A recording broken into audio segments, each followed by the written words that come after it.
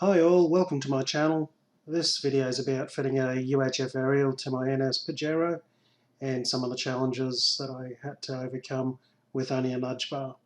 Leave a comment below and tell us about how you fitted your aerial. The obvious idea would be to fit it to a bull bar that was fitted to my car, although that still reduces the range as it's not on the roof at the highest point, and that's what I want. There are a couple of options that I was considering, and one was on the front of the vehicle with a Z mount. The only issue with the Z mount is that it creates an issue when you're moving close between trees and whatnot. You can bust it off and also damage your car. So that wasn't really something that I wanted to consider. The other option was one that I saw built by Den Monkey. If you haven't seen his YouTube channel, go and have a bit of a look. Den Monkey, all in one word. Really good tips on Pajeros.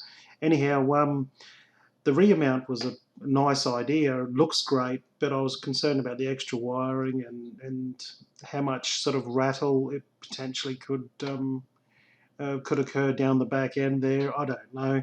I just didn't really want to go that way.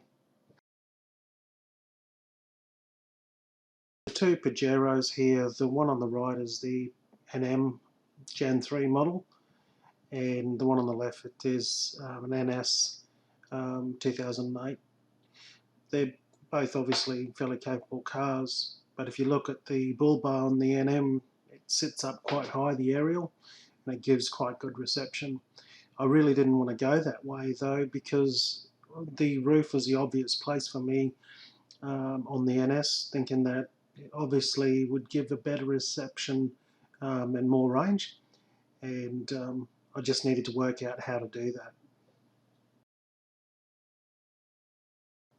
I designed a bracket that would mount to the longitudinal bars that are existing on the NS Pajero, taking into consideration the angles and potentially the damage that could be done if it was over tightened to that fiberglass piece.